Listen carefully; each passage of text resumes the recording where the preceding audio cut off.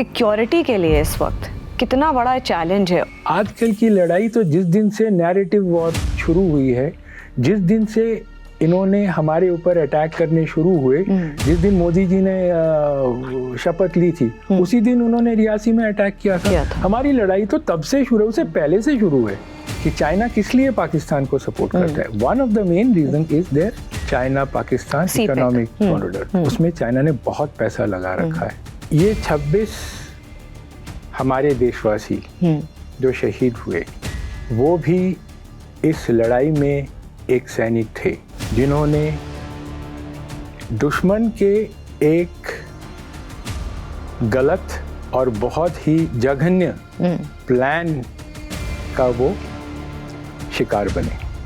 जो 26/11 मुंबई हमले हुए थे, उसके बाद अब जा कर के 2025 में, अप्रैल 2025 में इस तरह से ये हमले होते हैं। 20 साल ऑलमोस्ट, कैसे देखते हैं? आज के डेट पे टेररिज्म एक व्यवसाय है। जो पाकिस्तान से ग्रुप्स को लेके आता है इन्फिल्ट्रेशन को, उसको पैसा मिलता है। जो यहाँ पे रिसीव करता है उनको पैसा मिलता है। यहाँ पे जो हैंडलर्स हैं उनको पैसा मिलता है। नारकोटिक्स जम्मू एंड कश्मीर और पंजाब में ये इनके एक ओवरऑल प्लान का एक हिस्सा है कि इतना नारकोटिक्स इन स्टेट्स में भर दो कि ये जो यूथ है कुछ करने लायक रहे ना, डिसओरिएंटेड हो जाए ताकि उनको रिक्रूट करने में या उनको रेडिकलाइज करने में हमको बहुत आसानी रहे। इस बार इन्होंने अच्छी तरह से फायदा उठाने की कोशिश करी है हिंदू मुसलमान मुद्दे की। ये एक पूरे गेम प्लान का एक छोटा सा हिस्सा है और उनका एम था कि इंडिया में एक अनरेस्ट पैदा करना। मैं आपको लिख के दे रहा हूँ कि ये वाला जो एम है उनका बिल्कुल उल्टा पड़ा। पिछले 4 दशक में कश्मीरी या कश्मीर की आवाम ने जिस तरीके से वो आज आवाज उठा रहा है टेररिज्म के खिलाफ, पाकिस्तानी के खिलाफ, कभी नहीं उठा। सिक्योरिटी लैप्सेस ये सरकार ने भी बोला है हुए। Was that area supposed to be open for the tourist? और क्या जो बोला जा रहा है सिर्फ 4 से 5 आतंकवादी थे वहाँ पे, वो ही थे? इतना बड़ा ऑपरेशन करने के लिए सिर्फ 4 आदमी नहीं आएंगे। इस ग्रुप में कम से कम 8 से 10 आदमी थे, जो कि 4 आदमी अंदर आए होंगे एक्शन के लिए और बाकी मिनिमम 4 से 6 बाहर छुपे होंगे जो इनका एग्जिट को कवर करना था। एक दिन की बात नहीं है, इसकी प्रॉपर लिखी हुई है कि आप एक इलाके से दूसरे इलाके में बहुत जल्दी पैदल पहुंच सकते हैं बशर्ते आपके पास गाइड है। इस ग्रुप के पास भी गाइड था। आसिम मुनीर ये क्यों कर रहा है ऐसे? उसके देश में हमको पता है पाकिस्तान की इकोनॉमिक हालत क्या है, हमको पता है उसकी माली हालत ठीक नहीं है, लेकिन वो क्यों कर रहा है? अपनी लेगेसी बनाना चाहता है। मुझे तो अगर आप एनालाइज करने के लिए, आसिम मुनीर परवेज मुशर्रफ बनना चाहता है, आसिम मुनीर जियाउल हक बनना चाहता है, आसिम मुनीर पाकिस्तान का सरगना बनना चाहता है। इसके बीच में आप बलूचिस्तान का क्या रोल देखते हैं? बलूचिस्तान के अंदर पाकिस्तान की आर्मी ने जिस तरीके से बर्बरता किया है और उसका जो फॉल आउट हुआ है, वो पाकिस्तान के लिए एक सेटबैक है। क्या आपको लगता है कि इंडिया का रिटेलिएटरी मूव पता था?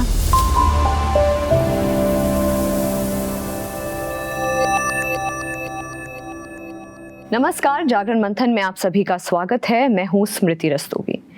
22 अप्रैल 2025 को पहलगाम में एक ब्रूटल बारबेरिक आतंकवादी हमला होता है जिसमें 26 इनोसेंट सिविलियंस अपनी जान गंवा देते हैं। इस वक्त देश की बात करूं तो हर किसी इंसान में, हर किसी भारतवासी में, हर किसी देशवासी में गुस्सा है, डर है, भय है, उम्मीद है और उसके साथ साथ एक रिवेंज है। उम्मीद क्या है? उम्मीद है सरकार से, उम्मीद है अथॉरिटी से, कंसर्न्ड पोटेंट अथॉरिटी से कि वो क्या ऐसा निर्णय लेंगी या क्या ऐसा एक्शन लेंगी जिससे वो अपने आप को या जो जिन लोगों के साथ ये घटना हुई उसको अवेंज कर पाएं। क्योंकि ये हमला खाली उन लोगों पे नहीं हुआ है, वो हर एक देशवासी पर हुआ है जो अपने देश में खुद को सुरक्षित महसूस करता है। जियोपॉलिटिकली अगर इस पूरे पहलगाम अटैक को, टेररिस्ट अटैक को अगर हम समझने की कोशिश करें तो बहुत कुछ ऐसे पहलू हैं जो वाकई में चौंका देने वाले हैं, जिसको शायद ही आपने उस नज़रिए से देखा हो जिस नज़रिए से कंसर्न लोग जो सर्विस में रह चुके हैं, जो डिफेंस में रह चुके हैं, वो उसको देख पा रहे हैं और जिस लेंस से वो देख रहे हैं। इसी कड़ी में पहले भी हमने मंथन के इस मंच पर ब्रिगेडियर गौतम गांगुली को इनवाइट किया था। आज भी उनको हमने रिक्वेस्ट की कि प्लीज़ सर हमें मदद करें डिकोड करने में इस पहलगाम आतंकवादी हमले को। सर आपका बहुत बहुत स्वागत है। धन्यवाद। शो शुरू करने से पहले जैसा कि बोला कि 26 innocent civilians have lost their lives in this barbaric brutal terrorist attack. तो क्यों ना सर हम इस शो की शुरुआत एक होमिज दे करके जी शुरुआत करें। स्मृति जी, ये जो अटैक है, ये अटैक हमारे भारत के राष्ट्र पे हुआ है। ये जो इनोसेंट सिविलियंस हमारे सैलानी जो कश्मीर घूमने गए थे, उनको अचानक घात लगा के इस बर्बरता से शहीद किया गया। मैं आज जागरण के इस पॉडकास्ट के इस मंच से उन सभी को श्रद्धांजलि अर्पित करता हूँ और उनके जितने परिवार हैं उनके प्रति मैं हम सब के तरफ से, पूरे भारतवासी के तरफ से हम संवेदना प्रकट करते हैं। जी। मैं एक चीज बहुत जोर से और एक बहुत फोर्स से बोलना चाहता हूं कि ये 26 हमारे देशवासी जो शहीद हुए, वो भी इस लड़ाई में एक सैनिक थे जिन्होंने दुश्मन के एक गलत और बहुत ही जघन्य प्लान का वो शिकार बने।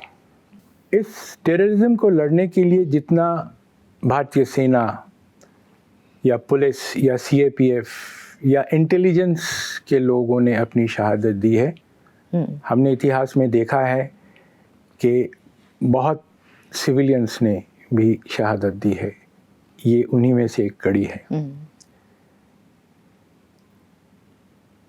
मैं पर्सनली, ये मेरी फीलिंग है, अगर हो सकता है तो जम्मू में एक शहीद स्मारक है जिसका नाम है बलिदान स्तंभ, और ये बलिदान स्तंभ जब बना था उसके शुरुआत से मैं उसके साथ कनेक्टेड था as a young officer, as a lieutenant colonel. और जब मैं ब्रिगेडियर भी बना, वहाँ पे मैंने ब्रिगेड कमांड की, तो वहाँ पे मेरे ब्रिगेड को ये एक रिस्पॉन्सिबिलिटी दी गई थी कि इसको हम देख रेख करें। मेरे लिए बहुत गर्व की बात है। बलिदान स्तंभ के साथ मैं बहुत ओतप्रोत जुड़ा हुआ हूँ। तो बलिदान स्तंभ का जो चार्टर था उसमें हमने हर एक सैनिक, पुलिस या पैरामिलिट्री फोर्सेस के या किसी ने भी कश्मीर में जिन्होंने शहादत दी है इस लड़ाई को लड़ने के लिए, उनका नाम स्वर्ण अक्षरों में वहाँ पे लिखा गया है।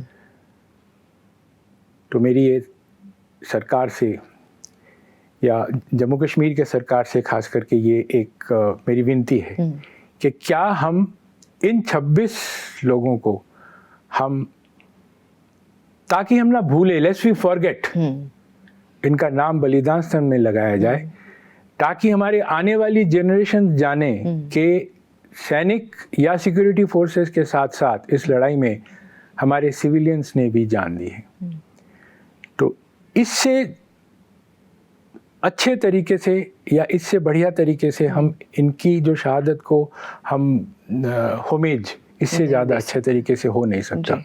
तो शायद ये हमको ज़रूरी है कि हर एक शहादत को हमको रिकॉर्ड करना ज़रूरी है, ताकि आज से 50 साल बाद, 100 साल बाद हमारी नेक्स्ट जनरेशन उनको पता रहे कि सिर्फ यूनिफॉर्म लोगों ने इस पे शहादत नहीं दी है, सैक्रिफाइस नहीं किया है, सैक्रिफाइस सिविलियंस ने भी किया है। मैं इसको कनेक्ट करता हूँ, आज जो देश की हालत है, हर एक सिविलियन एक योद्धा है, हर एक बच्चा एक योद्धा है, हर एक लेडी एक योद्धा है। हमको समाज को एकजुट होने के बाद, हम बातचीत करेंगे इसके बारे में, हमको इस डेमन से, इस दानव से हमें लड़ना है। आपने एक बहुत वैलिड बात कही है ब्रिगेडियर गांगुली कि किस तरह से देश में ये जो सिविलियंस हैं इनका रोल बहुत व्यापक है, वो भी अपने अपनी तरीके से एक देशभक्त के रूप में अपनी अपनी सर्विसेज दे रहे हैं। मैं जात पात की बात, मैं धर्म की के भेदभाव की बात नहीं कर रही हूँ, मैं इस वक्त एक देशवासी की, मैं बार बार ये बोल रही हूँ, we all are the proud Indians, proud citizens of Bharat, मैं वो बात कर रही हूँ। चाहे फिर वो एक कॉलेज में या स्कूल में पढ़ाने वाला एक अध्यापक हो, वो भी एक अच्छे छात्रों का नर्चरिंग करके एक अच्छा देशवासी बना रहा है, चाहे फिर वो ऐसा कोई सरकारी मुलाजिम हो या ऐसा कोई सरकारी ऑफिसर हो जो घूस ना लेकर के देश को सर्व कर रहा हो, चाहे फिर हम जैसे लोग हों जो पत्रकारिता कर रहे हैं, निष्पक्ष पत्रकारिता करने का अपना हमने एक रिस्पॉन्सिबिलिटी उठाई हुई है कि हम वही दिखाएंगे जो कंटेंट उचित है, जो कंटेंट सही है, जो कंटेंट फैक्ट चेक्ड है। इसीलिए हम सब अपने अपने रोल में अपनी अपनी जो जिम्मेदारियां हैं बखूबी निभाने का प्रयास कर रहे हैं। अच्छा, टेररिज्म की बात मैं आपसे करूंगी। 26/11 का मिनी वर्जन कहा जा रहा है, क्योंकि इससे पहले सिविलियंस पे, खासकर ये जो प्राइम मिनिस्टर नरेंद्र मोदी का जो टेन्योर रहा है पिछले 10-11 सालों का, उसमें सिविलियंस पे कभी अटैक नहीं हुआ। डिफेंस बेसिस पे अटैक हुए हैं वो अपनी जगह पे, लेकिन जो 2008 में जो 26/11 मुंबई हमले हुए थे, उसके बाद अब जा कर के 2025 में, अप्रैल 2025 में इस तरह से ये हमले होते हैं। 20 साल, ऑलमोस्ट 2 डेकेड्स, 20 साल होते हैं। इन 20 सालों में टेररिज्म, आतंकवाद की जो परिभाषा है हर तरह से वो, और खासकर एक डिफेंस बैकग्राउंड से आते हैं आप, अगर आप देखते हैं इन 20 सालों में आतंकवाद की परिभाषा किस तरह से आपने देखी है, बदली हुई हो या इवॉल्व हुआ हो, टेररिज्म, आतंकवाद कैसे देखते हैं? ये बहुत अच्छा सवाल है आपका। बम्बई हमले के बाद से लेके आज तक अगर हम टेररिज्म को देखें तो ये इवॉल्व हर एक एंगल से हुआ है, militarily, tactically, strategically, operationally, economically और कैपेबिलिटी वाइज।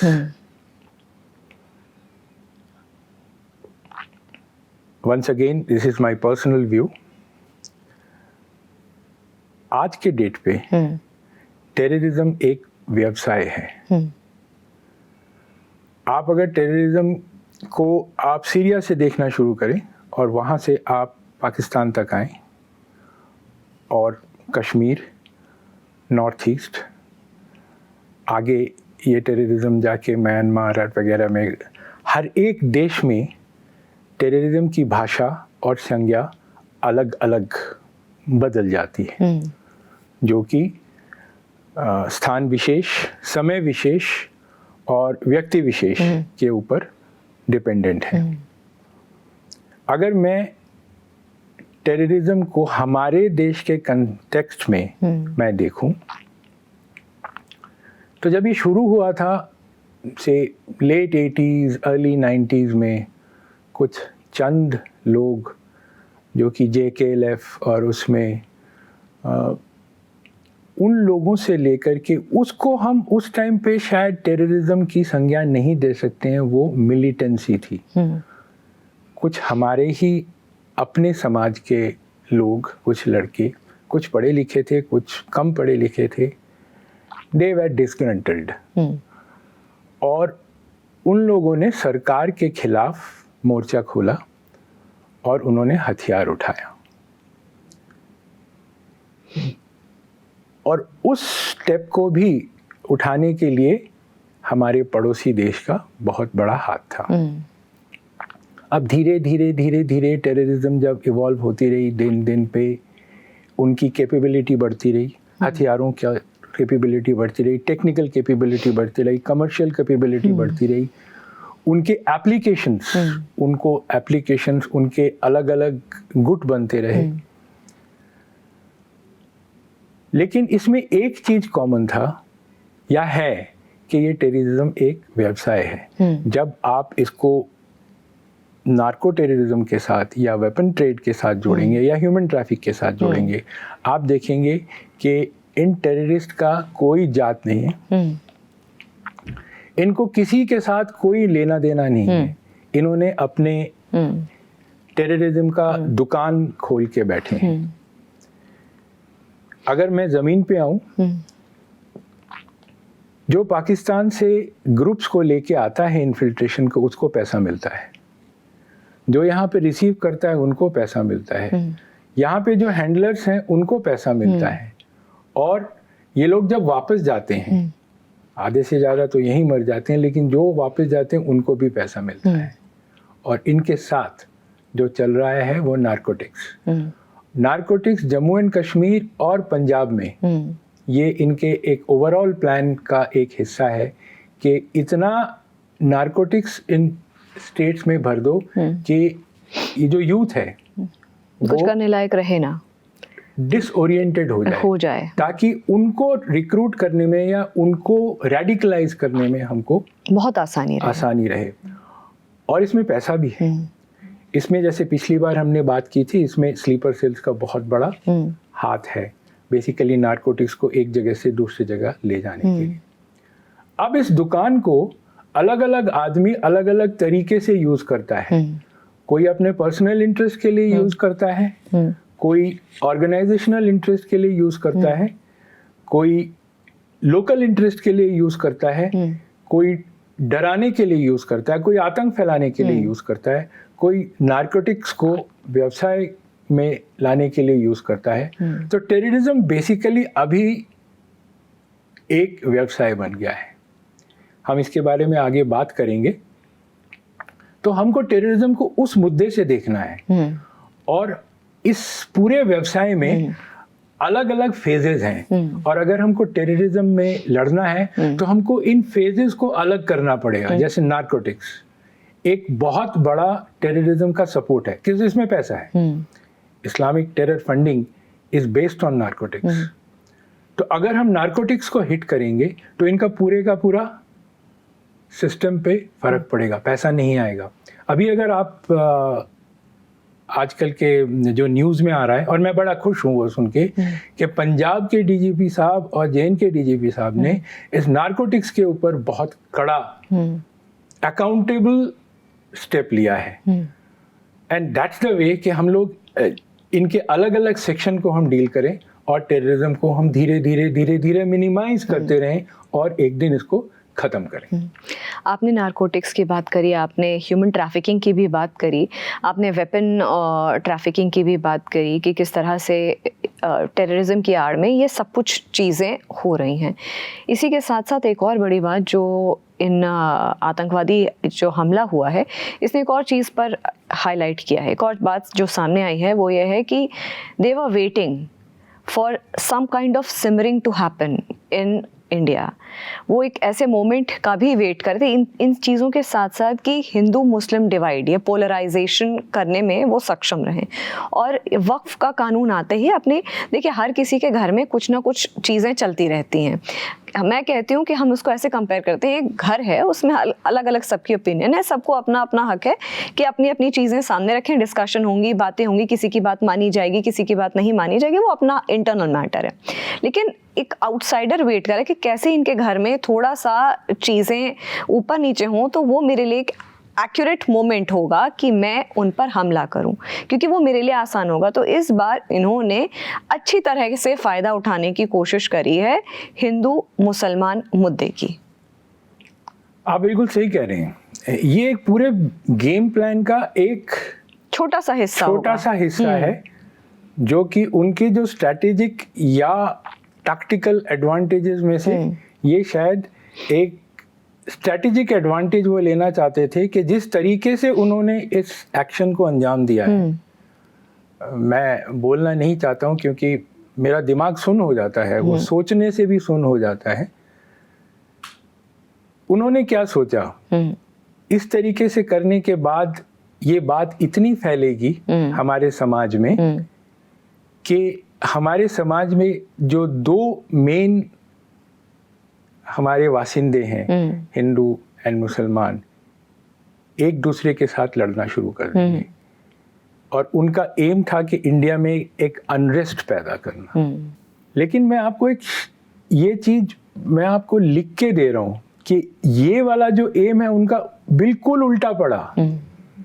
पिछले 4 दशक में कश्मीरी या कश्मीर की आवाम ने जिस तरीके से वो आज आवाज़ उठा रहा है टेररिज्म के खिलाफ, पाकिस्तानी के खिलाफ, कभी नहीं उठा, चाहे वो डर से हो, चाहे और किसी कारण से हो।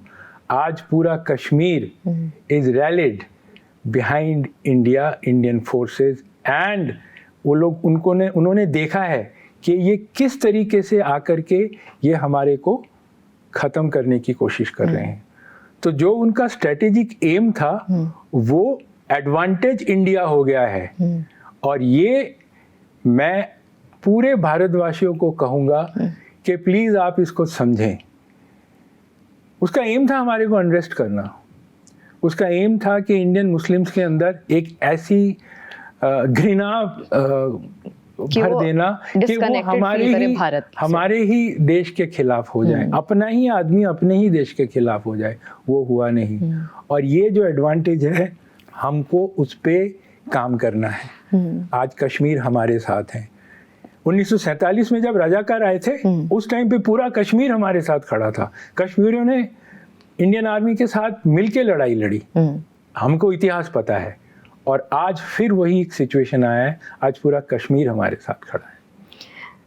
मगर ब्रिगेडियर गांगुली, अभी कुछ वीडियोस ऐसे भी सामने आ रहे हैं जिसमें ऐसे भी एक युवाओं का, यंगस्टर्स का एक ऐसा ग्रुप है या एक ऐसा सेक्शन है जो कि अपने आप को डिस्कनेक्टेड फील करता है मेन भारत से। वो अपने आप को भारत का हिस्सा कंसिडर नहीं करते हैं। तो क्या ये वही युवा हैं जिनको रेडिकलाइज करना सबसे ज़्यादा आसान है? एग्जैक्टली। जब मैंने कहा कि पूरा कश्मीर आज हमारे साथ खड़ा है, उसके साथ ये तबका भी है जो कुछ युवक हैं या कुछ युवतियां हैं, कुछ यंगस्टर्स हैं जो कि अभी भी ऑलरेडी रेडिकलाइज्ड हैं।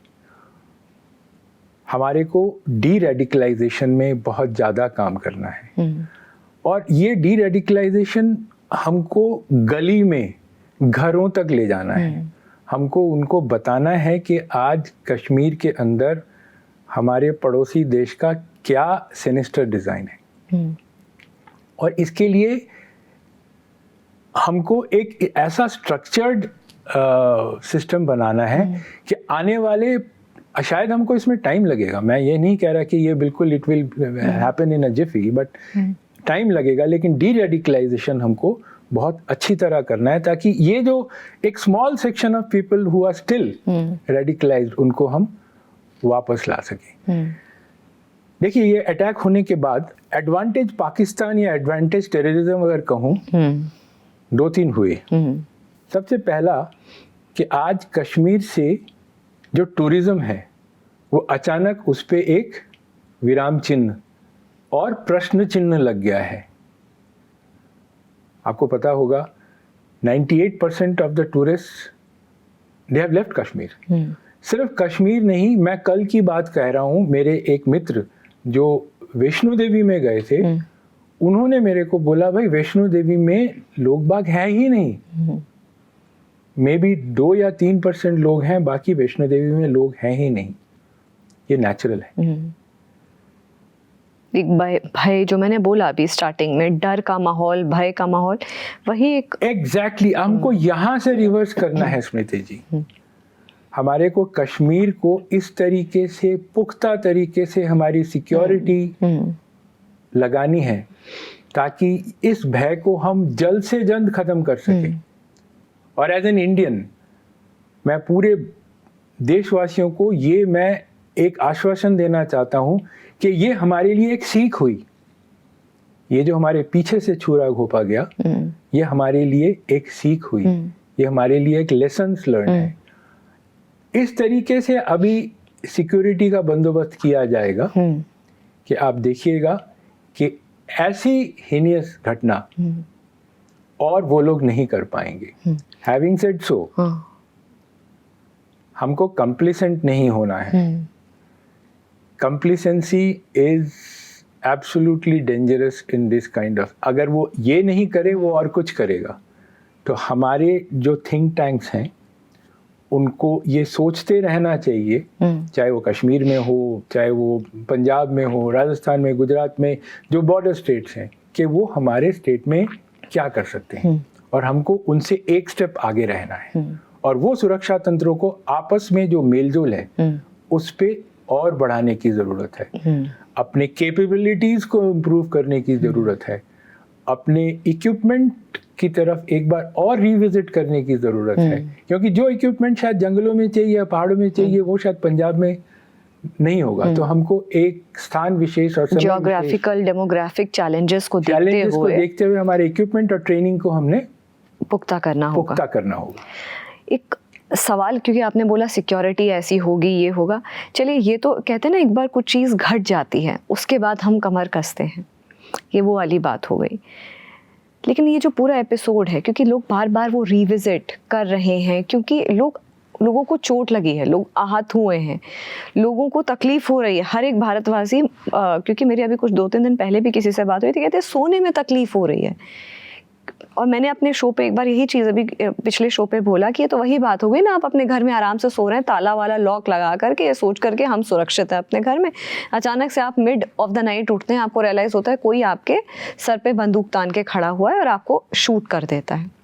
आपकी फैमिली को भी नहीं समझ में आता हम किसके पास जाएं, क्योंकि कोई है ही नहीं इस वक्त घर में ऐसा कि जिसको हम अपनी बात बोलें। सिक्योरिटी लैप्सेस ये सरकार ने भी बोला है हुए, ये उमर अब्दुल्ला ने भी बोला है, JNK के CM ने, कि भाई हुआ, हमसे गलती हुई। जो एरिया खुला था जहाँ पे ये पूरा अटैक हुआ है, जहाँ पे कहा जाता है कि 4 से 5 आतंकवादी आते हैं और इस पूरी घटना को अंजाम देते हैं, was that area supposed to be open for the tourist? My first question. क्योंकि आपने बहुत सारा वक्त, आपने और आपकी वाइफ ने बहुत सारा वक्त जम्मू कश्मीर में बताया, तो आप लोगों को जो भी ट्रिकी सिचुएशंस हैं वो बहुत लोगों से ज़्यादा आपको वहाँ के जो डेमोग्राफिक और जोग्राफिकल जो एरियाज़ हैं और क्या खुलना चाहिए टूरिस्ट के लिए, क्या नहीं, वो सब आपको पता है। क्या वो एरिया टूरिस्ट के लिए खुला होना चाहिए था? और क्या जो बोला जा रहा है सिर्फ 4 से 5 आतंकवादी थे वहाँ पे, वो ही थे? क्या उनको जहाँ से कमांड्स मिल रहे थे उस एरिया में, और ऐसा नहीं था कि बाकी लोग नहीं आए, और भी वहाँ पे आतंकवादी थे जो नहीं आए, और क्यों नहीं आए? क्या उनका टारगेट सिर्फ 26 लोगों को या 30 लोगों को मारना था, डराना था? उनका अल्टीरियर मोटिव इस पूरे गेम प्लान के पीछे क्या था? आपने बहुत अच्छा एक मिलिट्री लेवल पे जाके ये सवाल पूछा है, टैक्टिकल लेवल का बहुत अच्छा सवाल है। सबसे पहले ये मैं आपको बता दूं, ये मेरी अपनी अभिज्ञता है, इतना बड़ा ऑपरेशन करने के लिए सिर्फ 4 आदमी नहीं आएंगे। इस ग्रुप में कम से कम 8 से 10 आदमी थे, जो कि 4 आदमी अंदर आए होंगे एक्शन के लिए, और बाकी मिनिमम 4 से 6 बाहर छुपे होंगे जो इनका एग्जिट को कवर करना था। एक नॉर्मल आदमी के असेसमेंट में हम तो 4 ही देख रहे हैं, लोगों ने 4 को ही देखा, लेकिन इस ग्रुप में और भी हैं। अब इस ग्रुप का जो मोडस ऑपरेंडी था, इनके पास बॉडी बेस्ड कैमरास थे। आप अपने ध्यान को आज से 6 से 8 महीने पहले जो पुंछ में बफलियाज के पास एक एयरफोर्स के कॉलम में इन्होंने एम्बुश किया था, हो ना हो इस ग्रुप में वो ये ग्रुप और उस ग्रुप के अंदर कोई सिमिलैरिटी कनेक्शन है। उस ग्रुप को भेजा गया पहलगांव में कि आप रेकी, ये एक दिन की बात नहीं है, इसकी प्रॉपर रेकी हुई है। और मानिए एक बात कि ये एक टारगेट की रेकी इन्होंने नहीं की है, इन्होंने कम से कम 3 से 4 टारगेट की रेकी। मतलब आप ये कह रहे हैं अगर ये यहाँ पे अटैक नहीं होता तो वो कहीं और आगे अटैक होता। अगर यहाँ पे पुलिस रहती तो कहीं और अटैक करती। ये लैब्स का इंतजार कर रहे थे, देख रहे थे। लोकेशन में आज के डेट पे गवर्नमेंट ने सिविलियंस को जाने को मना कर दिया। हाई रिस्क एरियाज थे। कोकरनाग की पहाड़ियाँ 6 से 8 घंटे के अंदर आप पहुंच सकते हैं। पुंछ एक दिन का पैदल का रास्ता है, इनके लिए कोई बड़ी बात नहीं है। इनका टैक्टिक्स ही आजकल जंगल एंड अपर रीचेस में घूमने का है।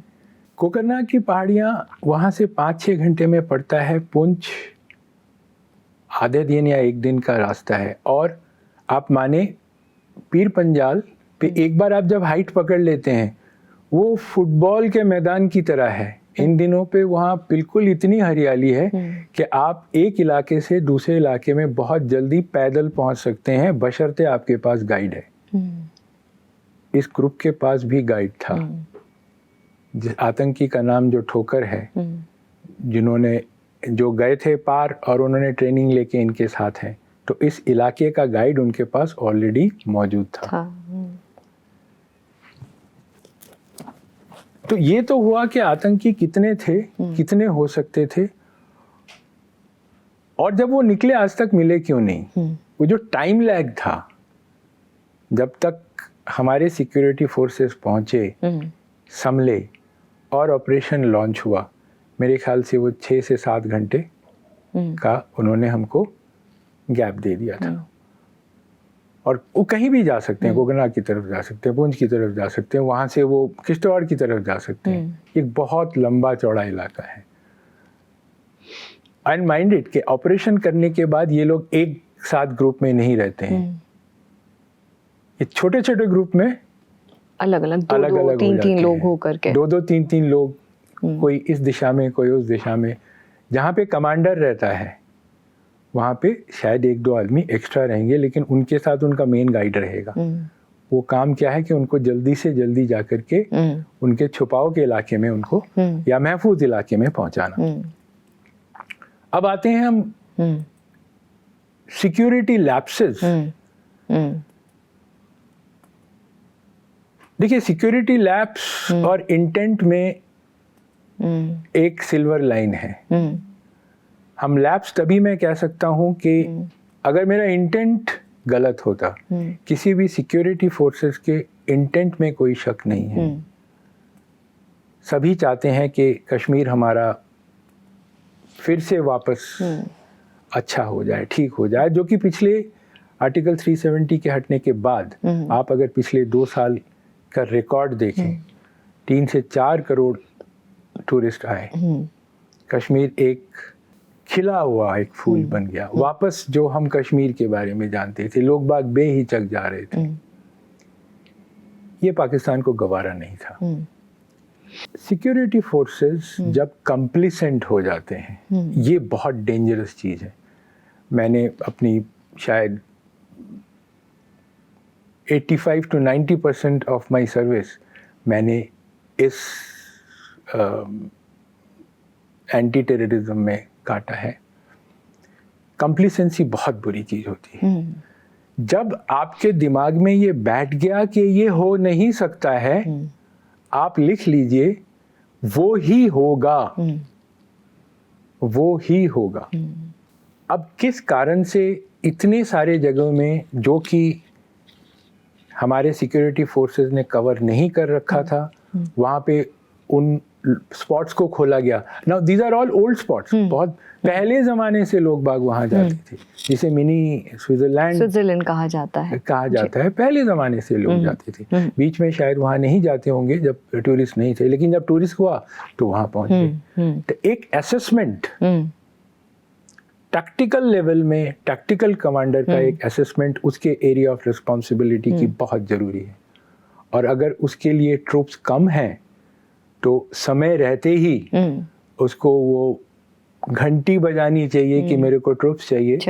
मेरे को यहाँ पे और सिक्योरिटी देने की ज़रूरत है, क्योंकि मेरे इलाके में इतने टूरिस्ट आ रहे हैं।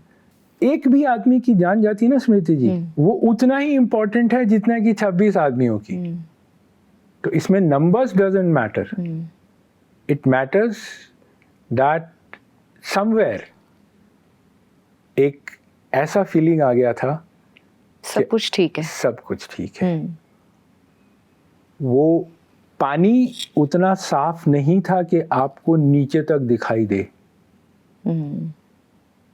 मर्की वाटर था। और ऊपर ऊपर से आपने देख के आपने ये सोच लिया कि सब कुछ ठीक है, लेकिन सब कुछ ठीक नहीं था। मैं आपकी बात से सहमत हूँ कि अभी जब हो जाने के बाद इतना, देखिए ये लड़ाई है, मेरे से दुनिया पूछती है कि क्या लड़ाई होगी, मैं उनको बोलता हूँ भाई लड़ाई तो ऑलरेडी हम लड़ाई में हैं। ये आजकल की लड़ाई वो पुराने ज़माने की महाभारत की लड़ाई नहीं है जो दोनों सेना सामने आए और वो भेरी बजाए और फिर तीर कमान लिया। और आजकल की लड़ाई तो जिस दिन से नैरेटिव वॉर शुरू हुई है, जिस दिन से इन्होंने हमारे ऊपर अटैक करने शुरू हुए, जिस दिन मोदी जी ने शपथ ली थी उसी दिन उन्होंने रियासी में अटैक किया था। हमारी लड़ाई तो तब से शुरू, उससे पहले से शुरू है। हमारी लड़ाई तो तब से शुरू है जब अटल बिहारी जी पाकिस्तान गए थे, अमन की आशा बस गई थी। एक तरफ अटल बिहारी जी उनके साथ दोस्ती बढ़ाने की, भाईचारा बढ़ाने की बात कर रहे थे, और उस टाइम पे वो लोग पहाड़ियां चढ़ रहे थे जी, करगिल की। प्रधानमंत्री नरेंद्र मोदी जी गए थे 2016 में, हफ्ते 10 दिन बाद उन्होंने पठानकोट कर दिया। तो ये टेररिज्म का सिनिस्टर डिजाइन है, आप इसको समझें। ये जो मैंने जैसे बोला था ना, ये व्यवसाय जहां दिखता है इनका व्यवसाय, दुकान बंद होने वाली है, वो जाकर के आग लगा देते हैं। और ये एग्जैक्टली वही है। कुछ दिनों पहले आपको याद होगा कि बलूचिस्तान में एक ट्रेन का हाईजैक हुआ था जी, और उसके आगे और पीछे पाकिस्तान आर्मी को अच्छी बीटिंग दी थी बलूच लिबरेशन आर्मी, चाहे आईडी के तौर पे हो, एम्बुश के तौर पे हो, या ट्रेन, काफी कैजुअलिटी हुई थी। और उससे पाकिस्तान आर्मी की जो छवि है, उसकी छवि है उनके अपने देशवासियों के सामने बहुत गिर गई थी। उनके जो चीफ हैं वो सोच रहे थे कि ये जो मेरे गले में बलूचिस्तान नाम का कांटा फंसा, इससे निकलूंगा कैसे, कैसे मैं अपने देशवासियों को बताऊंगा कि पाकिस्तान आर्मी एक फॉर्मिडेबल आर्मी है, या आपकी आर्मी है। तो इससे सबसे अच्छा तरीका था कि ध्यान एक प्रांत से लेकर के इंडिया पे किया जाए। और ये वही सिनिस्टर डिजाइन का एक हिस्सा था जो उन्होंने आके किया। आज देखिए पूरे के पूरा पाकिस्तान आज they have rallied against India,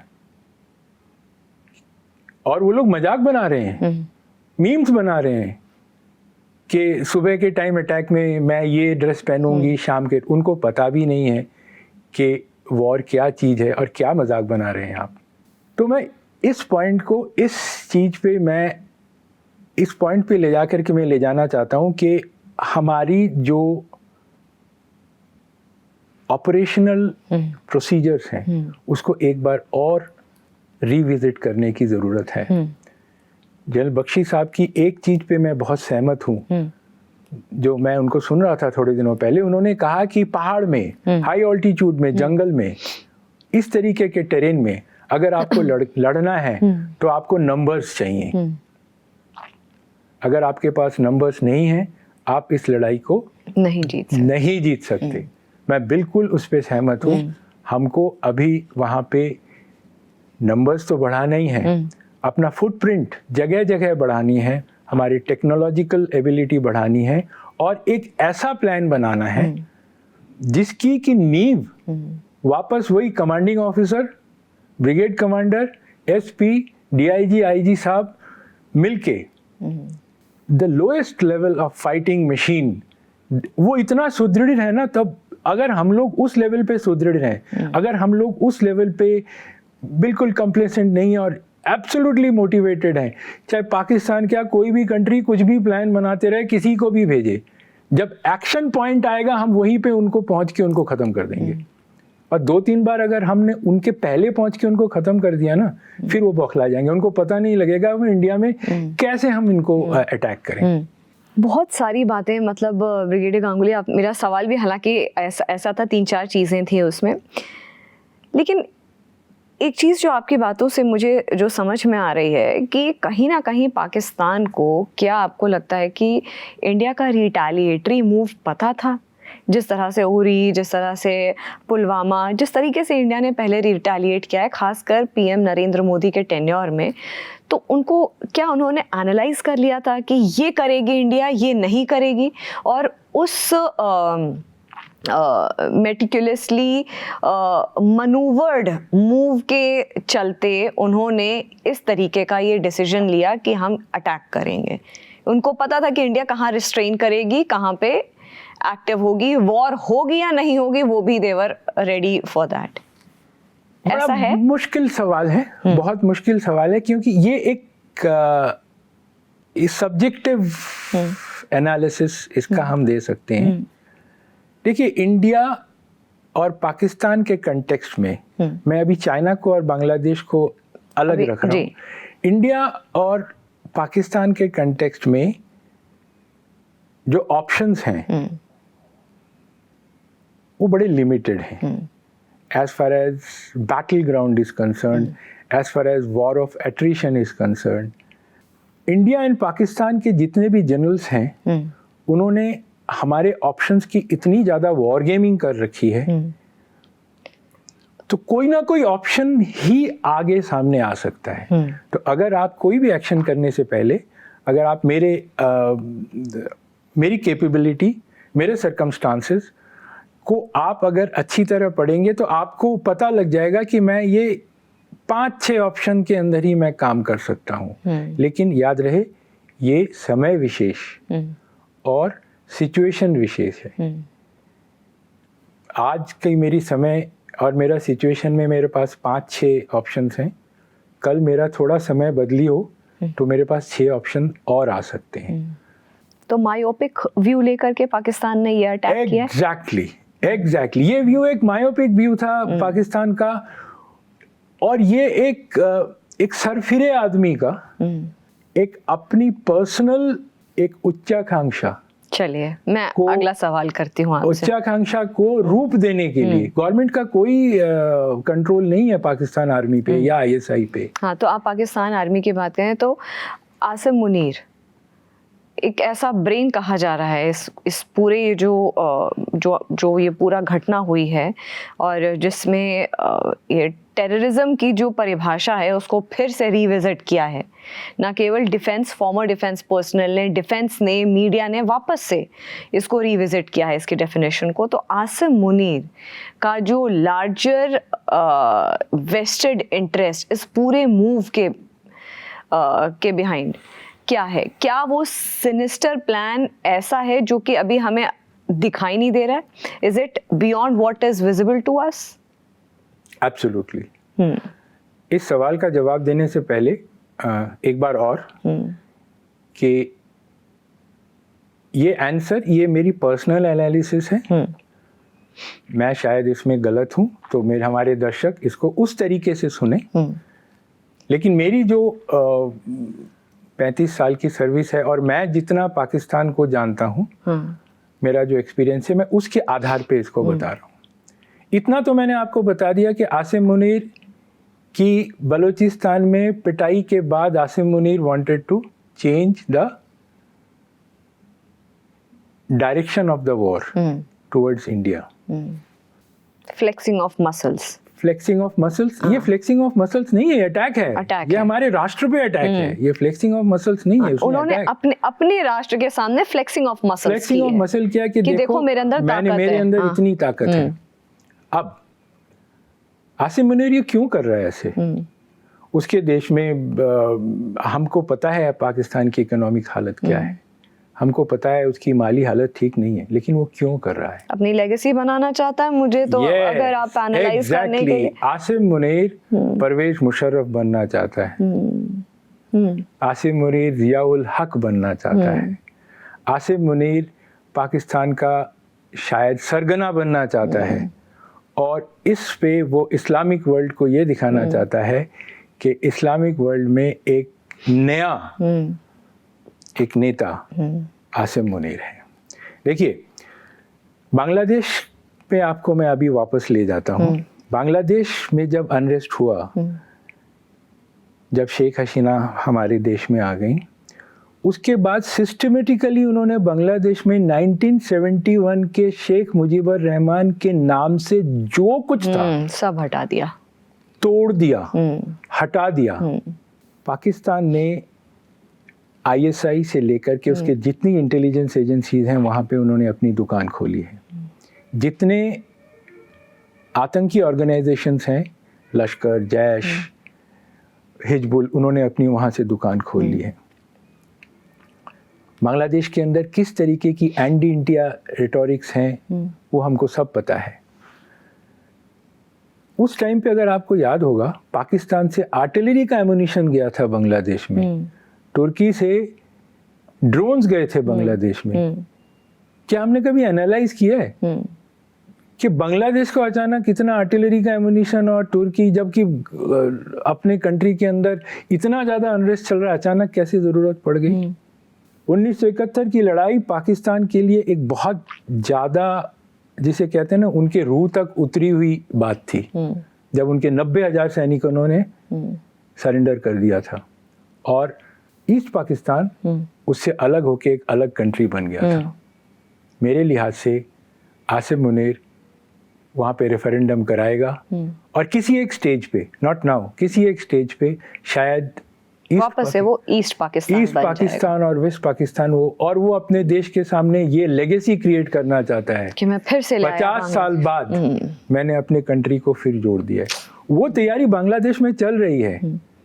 Bangladesh में हिंदुओं का या इंडियंस के साथ संबंध रखने वाले, सिर्फ इससे नहीं, धर्म से नहीं, इंडिया के साथ संबंध रखने वाले जितने बिजनेस हैं, इवन मुस्लिम्स के बिजनेस को खत्म किया जा रहा है।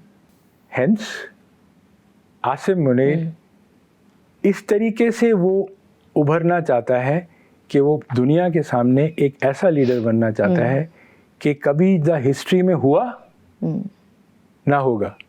मेरी लेगेसी आने वाले पाकिस्तान का बच्चा बच्चा, उनके बच्चा बच्चा, तो शायद कायदे आजम के बाद वो ये सोचता है कि शायद कायदे आजम के बाद आसिम मुनीर का नाम आएगा या उनके साथ उनका नाम लिया जाएगा कि उन्होंने इतना बड़ा काम करके दिखाया। इसी रास्ते में उनका ये प्लान है कि इंडिया के अंदर इतना ज़्यादा सिविल अनरेस्ट कर दे, इतना ज़्यादा सिविल अनरेस्ट कर दे कि इंडिया को इंटरनली देखना पड़े, उनके सारे फोर्सेस डिप्लॉय हो जाएं।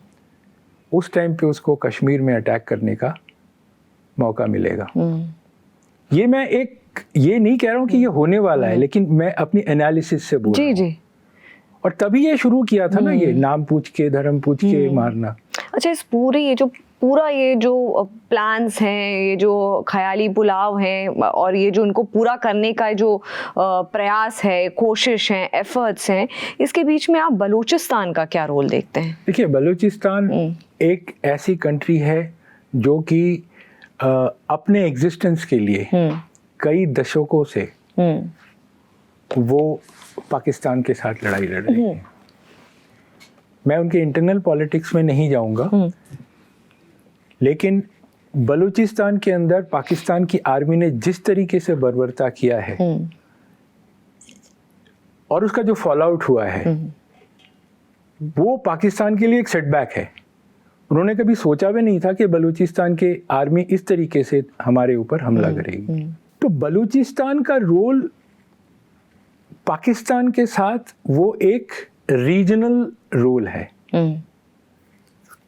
जिसको कि पूरी वर्ल्ड मान्यता देती है और पूरी वर्ल्ड जानती है कि बलूचिस्तान के अंदर किस तरीके से बर्बरता पाकिस्तान कर रहा है। तो Pakistan is engage there also, Pakistan is engaged in Khyber Pakhtunkhwa also. तो वहाँ से कितना बड़ा चैलेंज है, क्योंकि वो ये सोच रहे हैं कि वो ऑल द वे भारत को क्रॉस करके चीन का ऑफ कोर्स सहारा लेकर के यहाँ बांग्लादेश में अपना वापस से वर्चस्व, अपना वापस से एस्टैब्लिशमेंट बनाने की कोशिश जो कर रहे हैं। लेकिन उनको भी, जब आप इंटरनल आप क्राइसिस की बात करें, सिविल अनरेस्ट, तो सिविल अनरेस्ट तो आपके वहाँ भी है ना। आप कैसे उसको एड्रेस करेंगे? कैसे वो चैलेंज आप कॉम्बैट करेंगे? तो आपने एक चीज देखी है कि बलूचिस्तान की जो ऑपरेशंस थे वो बड़े हाई टेंशन लेवल में हो गया था। अचानक देयर इज अ ड्रॉप, कोई अटैक नहीं है, कोई आवाज ही नहीं आ रही है बलूच लिबरेशन आर्मी की, ये होता है कि बैक चैनल बातें जो होती हैं, क्योंकि उसको इस तरफ आना था, अपने आर्मी को यहाँ पे डिप्लॉय करना था, वहाँ पे जरूर पाकिस्तान ने ऐसा कुछ ना कुछ किया होगा, लॉलीपॉप दी होगी, कुछ किया होगा ताकि वो फ्रंट अभी थोड़ा सा शांत रहे। सॉल्व नहीं हुआ है लेकिन शांत किया है। पाकिस्तान की जितनी डिफेंसिव फॉर्मेशन है ना जो इंडियन बॉर्डर्स के साथ हैं, उनका जो परमानेंट लोकेशन पाकिस्तान ने बिल्कुल बॉर्डर के साथ ही कर दिया है, परमानेंट लोकेशन, ताकि जल्दी से जल्दी वो डिप्लॉय हो सके। आप देखिए ये जब ये एक्शन चल रहा था, मेरे को जमीन पे पता नहीं है, लेकिन उसके बाद सडनली हमने सुना कि पाकिस्तान 2 दिन के अंदर तैयार है डिफेंसिव फॉर्मेशन। तो ये जब ये एक्शन चल रहा था, पाकिस्तान ऑलरेडी अपने ट्रिकल मेथड से अपने ट्रूप्स को आगे भेज रहा था, ताकि उसको पता था कि इंडिया अगर सडनली रिएक्ट करे किसी जगह में तो उनको नुकसान ना हो। तो जहां तक बलूचिस्तान का सवाल है, पाकिस्तान बोलता है कि इंडिया आके वहां पर पे करेगा, हमारे को कोई जरूरत नहीं है बलूचिस्तान को लेके आपको वो करने की। लेकिन हाँ, एक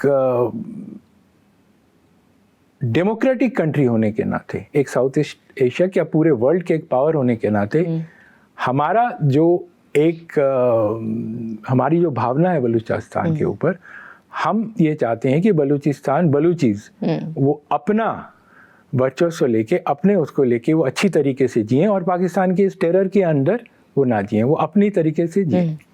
चाइना की भी बात हो रही थी, तो चाइना का ये है कि ये जो अटैक हुआ है पहलगाम में, उसमें कुछ चाइनीज डिवाइसेस मिली हैं।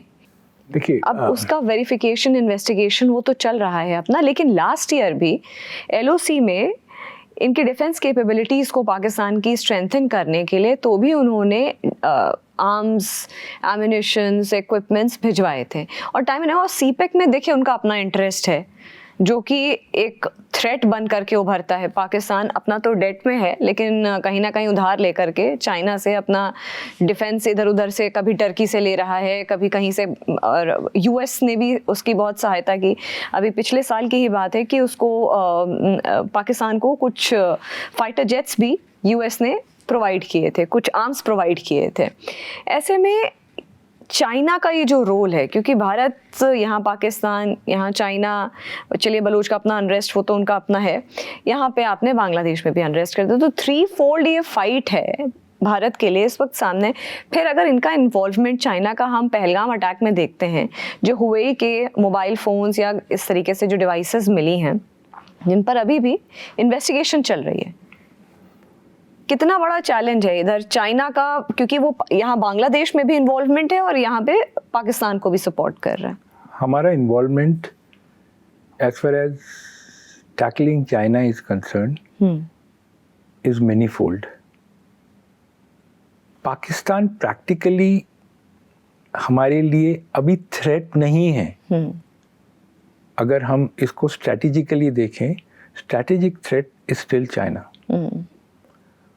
और जियोपॉलिटिकल रीजंस, जिसको अभी मैं इस फोरम में डिस्कस नहीं करना चाहता, नहीं तो बहुत बड़ा हो जाएगा, कि चाइना किस लिए पाकिस्तान को सपोर्ट करता है। One of the main reason is there China Pakistan economic corridor. उसमें चाइना ने बहुत पैसा लगा रखा है। चाइना आज अमेरिका के साथ जो ट्रेड वॉर पे इन्वॉल्व है, और चाइना जो वेस्टर्न कंट्रीज के साथ ट्रेड वॉर पे इन्वॉल्व है, आज चाइना के लिए इंडिया के साथ डायरेक्ट कन्फ्रंटेशन में आना शायद उसके इंटरेस्ट में नहीं है। वो क्या करेगा मेरे को नहीं पता। अगर पाकिस्तान ये सोचता है कि लड़ाई के दौरान चाइना आकर के फुल फ्लेजेड सपोर्ट करेगा, I don't foresee that option. अच्छा, there are reasons. We have Russia China, they have very close contacts. तो पाकिस्तान को ये लड़ाई तो खुद लड़नी पड़ेगी। तो पाकिस्तान अगर सोचता है कि चाइना अंकल आके उनको हाथ पकड़ेगा, उतना शायद वो नहीं करेगा, अंडरलाइन शायद। लेकिन अगर हमारे 2 फ्रंट या 3 फ्रंट खुलते हैं, मैं अपने देशवासियों को इतना कहना चाहता हूं कि हमारे प्लान्स, हमारे तौर तरीके एग्जिस्ट करते हैं। हम दोनों फ्रंट पे और आज वो बांग्लादेश का भी फ्रंट हो गया, हम तीनों एनिमीज को एक साथ टैकल कर सकते हैं। लेकिन हमारी जियोपॉलिटिकल सिचुएशंस ऐसी हैं, ऐसा होना कि तीनों कंट्री हमारे ऊपर अटैक कर दें, ये चांसेस बहुत कम मिनिमल है। अलग अलग दिशा से, अलग अलग तरीके से वो हमें नुकसान करने की कोशिश करेंगे, या लिमिटेड वॉर हो या किसी दूसरे तरीके से हो, टेररिज्म के तरीके से हो।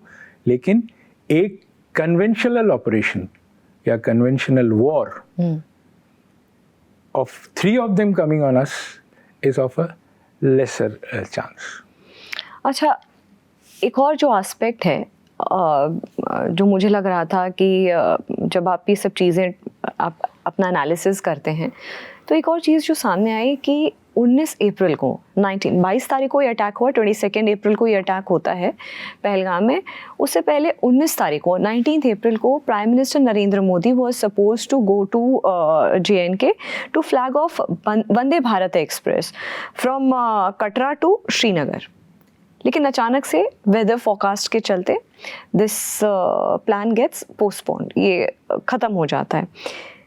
बहुत कम टाइम है, 19 अप्रैल 22। क्या इंटेलिजेंस को ऐसा कुछ हिंट थी, या सिर्फ ऐसा कि एक वेदर फोरकास्ट के चलते ही इसको स्थगित किया गया होगा, या कुछ ऐसे इंटेल आए होंगे कि it's not the right time for the PM to visit the valley right now? इस वक्त क्योंकि मैं सिस्टम से बाहर हूँ और ये बड़ा स्पेसिफिक क्वेश्चन है जी, इसका शायद जवाब देना मेरे लिए संभव नहीं है। लेकिन इतना मैं ज़रूर बता सकता हूँ कि कटरा से लेकर के कश्मीर तक जो ये ट्रेन लाइन है जी, ये भविष्य में टेररिस्ट का एक मेन फ्लैश पॉइंट रहेगा। ओके। वो लोग कोशिश करेंगे कि इस एफर्ट को, जो कि पूरे देश के सामने, पूरे वर्ल्ड के सामने हमने दिखाया कि हम लोग कश्मीर तक ट्रेन ले गए, उसको रोकने की, तोड़ने की। इसके साथ it is connected with that Baloch thing. So क्यों नहीं प्राइम मिनिस्टर गए, इसका तो आंसर देना मुश्किल है। लेकिन ये ट्रेन लाइन एक फोकस पॉइंट रहेगा, जिसको कि हमारे जो CAPFs हैं उसको हर एक टनल को, number of tunnels are there, हर एक टनल को हम लोग उसको टैक्टिकली उसको डिप्लॉय होकर उसको गार्ड कर रहे हैं, गार्ड करना पड़ेगा। जो ट्रेन लाइन जा रही है उसको देखना पड़ेगा, चेक करना पड़ेगा, ट्रेन अप एंड डाउन दोनों, कि कहीं कोई एक्सप्लोसिव तो नहीं है। तो ये एक बड़ा मेजर टास्क रहेगा हमारे लिए। And I am sure after this attack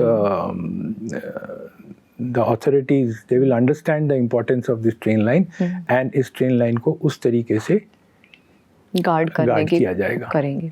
sir, ऐसी भी रिपोर्ट्स आ रही हैं कि पाकिस्तान ने नेटवर्क ऑफ टनल्स, इन्फिल्ट्रेशन के लिए नेटवर्क ऑफ टनल्स, मतलब LOC के पास बड़ी बड़ी झाड़ियाँ उगा रखी हैं, उनकी फेंसिंग वगैरह, कटिंग वगैरह कुछ भी नहीं किया है, इनको कोई मेंटेनेंस नहीं है, और अंदर टनल्स बना रखे हैं, डीप टनल्स, जो कि सीधे LOC को पार करते हुए भारत में उनका लंबी लंबी टनल्स हैं with lot of arms and ammunitions वहाँ पे उन टनल्स में। और पोटेंशियल ट्रूप्स को, जैसे आपने बोला कि दे आर रेडी, कि अगर ऐसा होता है तो ये ऐसा होता है, अपने उनके सारे प्लान्स अपने तैयार हैं। सिक्योरिटी के लिए इस वक्त कितना बड़ा चैलेंज है। और मुझे एक और चीज़ समझनी है आपसे, ये जब कंस्ट्रक्शन हो रहा था, हालांकि काफ़ी ऐसे टनल्स को टाइम एंड अगेन पिछले साल भी, अभी इस साल स्टार्टिंग में भी, जनवरी में भी इनको बंद किया गया, लेकिन इतने सारे टनल्स बन गए, कैसे हमारी सिक्योरिटी फोर्सेस को पता नहीं चला? मतलब as a civilian this is a question. आपने बोला कि थोड़ा चैलेंज रहता है, उस वो जो एरिया है वो अपने आप में इतना घना जंगल है, उसमें चैलेंजेस रहते हैं, लेकिन कहा जाता है इंडियन आर्मी इज़, हमारे आर्म्ड फोर्सेस बहुत फिरोशियस हैं। दे, मतलब इंटेलिजेंस पे, और खासकर पिछले 10 साल में जिस तरह से ग्रोथ हुई है हमारी आर्मी की, इवॉल्व हुई है रादर हमारी आर्मी, हमारी डिफेंस, कि कई कई जगह पे सॉलिटरी डिसीजंस भी लेकर के चीज़ों को कॉम्बैट किया गया है, इस तरीके की टेरर एक्टिविटीज़ को। तो कहाँ चूक हो गई? तो इस सवाल का जवाब देने से पहले मैं 1 मिनट लूँगा कि द एंटायर JNK बॉर्डर और पंजाब बॉर्डर 2 हिस्सों में बटा हुआ है। एक तो IB सेक्टर जो कि अखनूर तक है, पंजाब से अगर मैं शुरू करूं अखनूर तक है, चिकन नेक तक IB सेक्टर है, और उसके बाद LC सेक्टर है, लाइन ऑफ कंट्रोल, और अखनूर से लेकर के पंजाब तक प्लेन का इलाका है और उसके ऊपर हिल सेक्टर शुरू हो जाता है। और यहाँ पे तो इनके जो इन्फिल्ट्रेशन के पैटर्न हैं ये दोनों सेक्टर में अलग अलग किस्म के हैं। जो माउंटेन में है इनको इन्फिल्ट्रेशन सपोर्ट करता है द टेरेन, मौसम, जंगल, फोलियाज, फोल्ड्स इन द ग्राउंड। और जो लोकल्स जो पहले यहाँ पे रहते थे वो जब अभी पाकिस्तान में चले गए, महाजिर बोलते हैं जिनको, वो उनको एज ए गाइड लेके आते हैं। As far as IB sector is concern, अब दोनों सेक्टर्स में हमारे तार लगी हुई है, लेकिन ये तार आज से काफ़ी टाइम पहले लगी, ये डेप्रिशिएट भी हो गया है, टाइम पे इसको हम रिपेयर भी कर रहे हैं जी। लेकिन इन्होंने तरीके चेंज किए हैं तार के बावजूद भी इन्फिल्ट्रेशन। किसी ने कंबल लगा के, कभी सीढ़ियाँ लगा के, अलग अलग किस्म के तरीके चेंज किए हैं। अब ये टनल्स के बाद जो है आप पूछ रहे हैं, ये IB सेक्टर में आता है। अच्छा, बहुत सारे टनल शायद वो नहीं बनाया है, लेकिन ये जो पिछले 1.5-2 साल में जो number of infiltrating columns have increased, ये कहीं पंजाब और JNK के बॉर्डर में कहीं एक विंडो इनको मिला है किसी एक आधा टनल से, इन्होंने कंटिन्यूअस इन्फिल्ट्रेशन कराई है। ये तो हुआ है। हम लोग जैसे अगर हम इन्फिल्ट्रेशन सोचते हैं कि सिर्फ जम्मू कश्मीर में होता है, नहीं, पंजाब से भी इन्फिल्ट्रेशन, पंजाब से भी होता है, which is nearer to the Jammu Kashmir border. ये एक चैलेंज है। जमीन के 30-30 मीटर नीचे से भी इन्होंने करे और उसके अंदर ऑक्सीजन लेके ये जाते हैं और वो टनल निकाल के आपने शायद अपना दिमाग गजा में ले जाएं तो उसके जिस तरीके से टनल्स हैं, ये उस तरीके के एडवांस टनल्स तो नहीं है, लेकिन दीज आर उन्हीं के लाइंस पे टेम्परेरी टनल्स इनको निकाल के, तो इसके खिलाफ काम किया जा रहा है। ग्राउंड पेनिट्रेटिंग रडार्स एक्सेट्रा किया जा रहा है। लेकिन ये टनल्स जो थे, मानिए ये टनल्स इनका एक दिन में नहीं बना है, ये इनके हॉट वॉर के टनल्स हैं। हॉट वॉर के अंदर इनका प्लान है इस प्रकार की इन्फिल्ट्रेशन कराना और हमारे रियर में नंबर ऑफ मिलिटेंट्स को भेजना ताकि वो हमारे को एंगेज करें, हमारे मूविंग कॉलम्स को एंगेज करें। जहाँ तक टनल्स की बात है, मैं आपको इतना तो विश्वास दिलाना चाहता हूँ कि आज के डेट पे ऐसा कोई भी टनल नहीं है जो ये लोग इस्तेमाल कर सकते हैं। पहले ये टनल्स का इस्तेमाल नहीं करते थे। 2016 में भी पठानकोट में, क्योंकि मैं तो इसके इन्वेस्टिगेशन में था, जहाँ से हुआ था वो that was a riverine terrain. उसके बाद रिसेंटली ये टनल का टर्निंग शुरू हो गया। भाई ऐसे टनल अचानक नहीं बन जाते हैं, ये इनके बने हुए टनल्स थे और उस टनल्स में इन्होंने इन्फिल्ट्रेशन के लिए उसका सहारा लिया। देखिए इसमें मिलिट्री माइंड है। Present Pakistan army chief Munir साहब, ये जैसे इन्होंने टेक ओवर किया, इन्होंने इम्पोर्टेंट जगह पे अपने लोग लगाए। मिलिट्री इंटेलिजेंस का चीफ इन्होंने मेजर जनरल असाद और something, I am not forgetting his name, some major general Asad और समथिंग उनको लगाया उन्होंने। और ये जितने टेररिस्ट ऑर्गेनाइजेशन का बागडोर उन्होंने इस जनरल साहब को दिया। पहले ISI करती थी। ISI का टेक्निक क्या था? फिदाइन भेजो, अटैक करो और नुकसान करो, और फिदाइन भी मर जाते थे, बात खत्म, या मैक्सिमम IED कर दो। अब अगर आप देखें कि मेरे ख्याल से संजुआ लास्ट फिदाइन के बाद वो जो 2018-17 में फिदाइन के बाद कोई खास फिदाइन हुआ नहीं जी, लेकिन इनका टैक्टिक्स चेंज हुआ है। इन्होंने सिक्योरिटी फोर्सेस को एंगेज करना शुरू किया, शूट, एट्रिशन एंड स्कूट, छोटे छोटे टुकड़ों में इन्होंने पुराने इनके जो फौजी हैं, रिटायर्ड फौजी हैं, उन लोगों को इन टोलियों के साथ भेजना शुरू किया। इनको हथियार दिया, M4। ये M4 कहाँ से आया? US जब गई जी, वो छोड़ के गए थे। द रीजन वाज टू ये अफगानिस्तान के रास्ते पैसा देके इनको खरीदा गया। And there was a sinister design. उनका भाई M4 राइफल आप गए तो आप वापस क्यों नहीं ले गए? I don't want to get into that. इनको कम्युनिकेशन इक्विपमेंट, आपने जो बताया चाइना की जो communication equipment, latest communication equipment है, जो भी कम्युनिकेट करने से आप इसको पकड़ नहीं सकते हैं। हाँ। कुछ पकड़े हैं हमारे, उसके ऊपर काम भी हो रहा है। इन्होंने अपनी पूरी टैक्टिक्स चेंज कर दी। ये लोग हायर रीचेस में ऑपरेट करना शुरू कर दिया और इनके हर एक टोली में एक एक्स SSG या एक्स फौजी है जो कि इस टोली को बांध के रखता है, कोई गलती नहीं करने देता है। तो अगर हम पिछले 1 से 1.5 साल के ऑपरेशंस में देखें, ये यही कर रहे हैं, इसके खिलाफ काम हो रहा है। मैंने आपको पहले भी बताया था कि ये कैसे सफल हुए। हमारी एक फॉर्मेशन जो कि उधमपुर रियासी से उठा के चाइनीज बॉर्डर में भेज दी गई थी और वहाँ पे उन्होंने काम किया। इन्होंने अपने ओवरग्राउंड वर्कर्स का एक बहुत अच्छी टीम बनाई। तो the shift of terrorism from ISI to military intelligence Pakistan में, इनके पास एक for the timing tactical advantage आया है। इंडिया अभी किस पे काम कर रही है? A very strong anti infiltration mode, जिसमें BSF भी शामिल है, जिसमें आर्मी भी शामिल है, जिसमें स्टेट पुलिस भी शामिल है, और tackling this people inside. As per the report 100 से 150 के बीच में जो ये फॉरेन टेररिस्ट आए हैं, थोड़ा टाइम तो लगेगा लेकिन इनका खात्मा होगा। लेकिन ये जब तक 100 से 150 लोग हैं, जम्मू कश्मीर के सिक्योरिटी पे काफ़ी ज़्यादा काले बादल हैं और मैं अपने सभी सिक्योरिटी फोर्सेस के ऊपर मैं पूरा विश्वास रखता हूँ कि इस अटैक के बाद, पुलवामा के अटैक के बाद, हम तब तक नहीं सोएंगे जब तक हम इस पूरी टेररिस्ट का खात्मा ना कर दें। और ये ज़रूरी है कि हमको इन्फिल्ट्रेशन को रोकना बहुत ज़रूरी है।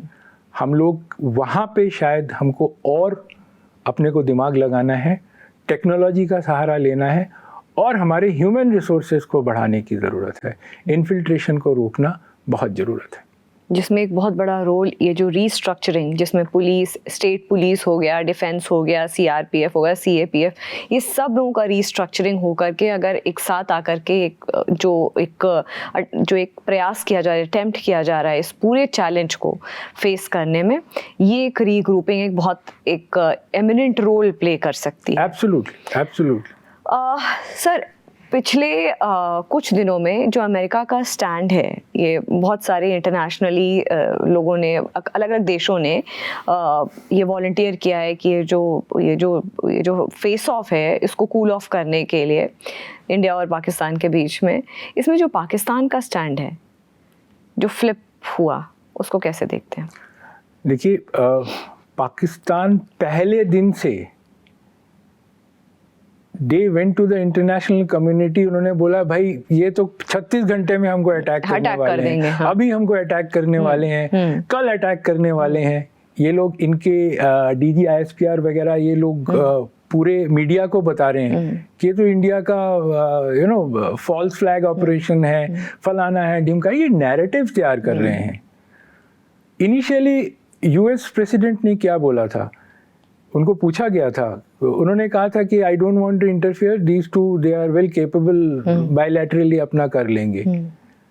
अभी कल या परसों की बात है जब इनका पाकिस्तान एम्बेसडर US में, उन्होंने किसी एक मीडिया हाउस के साथ एक इंटरव्यू दिया। वो इंटरव्यू क्या था, वो इंटरव्यू लिया गया अपने क्लाउड्स का इस्तेमाल करके, और उन्होंने US प्रेसिडेंट को ये रिक्वेस्ट किया कि we are about to be attacked और ये एक न्यूक्लियर फ्लैश पॉइंट बन जाएगा, आप आके इसको इंटरफेयर करें।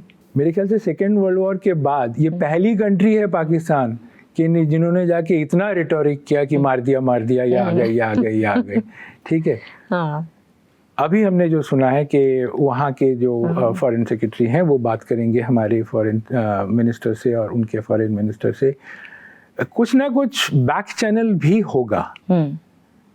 नवाज शरीफ साहब हाँ, एक करेक्ट, जो कि पाकिस्तान के ऊपर एक पाकिस्तान को एक बड़ा भरोसा है उन पे, और उन्होंने बोला भी कि don't mess with India. Yes, 2-3 दिन पहले भी उनका ये स्टेटमेंट आया है। कुछ भी हो, एज अ कंट्री हम वॉर नहीं चाहते हैं, एज अ कंट्री हम टेररिज्म को ख़त्म करना चाहते हैं, लेकिन कुछ भी हो, लेकिन कोई हमारे कंट्री में इस तरीके से हीनियस क्राइम करके जाएगा, हम उसका जवाब जरूर देंगे।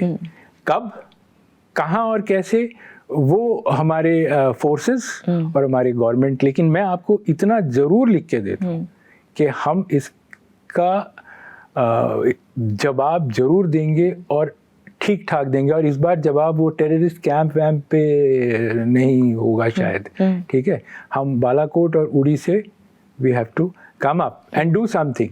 तो इनफैक्ट पीएम नरेंद्र मोदी ने अभी ये सिक्योरिटी फोर्सेस को एक अपर हैंड, एक फ्री हैंड दे करके बोला है कि समय, जगह और तरीका आप डिसाइड करिए, आपको मेरी तरफ से फ्री हैंड है गवर्नमेंट की तरफ से। तो मुझे लगता है सिक्योरिटी फोर्सेस, बिकॉज ये चीज़ तो तय है ना कि जो ग्राउंड पे काम कर रहा है उसको बेहतर पता है कि क्या तरीका हो सकता है टू बेस्ट रिटेलिएट और आंसर बैक रादर। एग्जैक्टली। तो ये और ये रिटेलिएशन, ये वॉर मॉन्गरिंग नहीं है, हम लोग वॉर मॉन्गरिंग नहीं कर रहे हैं। आपने हमारे देश के अंदर ये एक इतना बड़ा हमारे राष्ट्र के ऊपर जो आपने अटैक किया है, हमारे एग्जिस्टेंस के ऊपर अटैक किया है, उसका जवाब देना तो हमारा परम धर्म है और वो हम देंगे। ये महाभारत के युद्ध में भी यही हुआ था। श्री कृष्णा ने क्या बोला था कि युद्ध करना, अर्जुन ने छोड़ दिया था अपने गांडीवों को, बोला था कि अर्जुन, पार्थ गांडीव उठाओ, इस समय युद्ध करना आपका कर्तव्य है और धर्म है। तो हम धर्म निभा रहे हैं। एक नैरेटिव की भी बात मैं आपसे करूंगी। अच्छा, पाकिस्तान मीडिया का अलग नैरेटिव चलता रहता है, मतलब कि हमने अपने फाइटर जेट्स लेकर के हम LOC पे गए, जिसको देख करके भारतीय जो वायुसेना है उसने, एयरफोर्स ने अपने जेट्स पीछे बैक ऑफ कर लिए। अलग ही नैरेटिव चल रहा है। अच्छा, एक और जगह पे मैंने उनके ही चैनल का एक वीडियो देखा कि वो लोग चंदा इकट्ठा कर रहे हैं वॉर के लिए। मतलब वो कोई 500 रुपये दे रहा है, कोई 100 रुपये दे रहा है, मतलब, और नैरेटिव ये है कि हम अब युद्ध होने वाला है, वॉर इज देयर हैपनिंग। और 36 घंटे वाला तो खैर उनका तो ये तो बस्ट हो ही गया, जो उन्होंने एक फॉल्स नैरेटिव सेट करने की कोशिश की थी, जिसके चलते भारत ने उनके काफ़ी जो मीडिया प्लेटफॉर्म्स हैं, यूट्यूब चैनल्स हैं, उनको सबको ब्लॉक कर दिया, बैन कर दिया भारत में।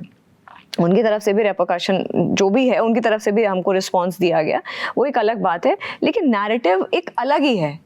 मुझे ऐसा लगता है एज अ जर्नलिस्ट कि एक अलग ही अपनी एक दुनिया बनाई हुई है पाकिस्तान ने, जो वो अपनी आवाम को, अपनी जनता को, अपने सिटीजन्स को वो वही दुनिया दिखाते हैं। एग्जैक्टली।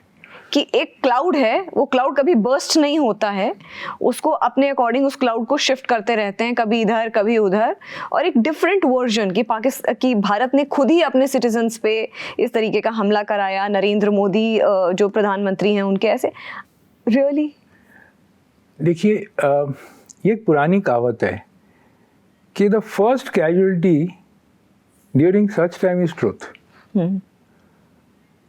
पाकिस्तान के लिए नैरेटिव बनाना खास करके अपनी आवाम के लिए बहुत ज़रूरी है। मैंने आपको कहा था आवाम को उन्होंने इकट्ठा करके आर्मी को सपोर्ट करवाना है, तो उनको ये डरा के कि उनके डिफेंस मिनिस्टर बोल रहे हैं कि अगले 36 घंटे में, उनके ISI बोल रहा है, तो वो एक इस तरीके की नैरेटिव बना रहे हैं कि अब इंडिया तो अटैक कर ही दिया उसने।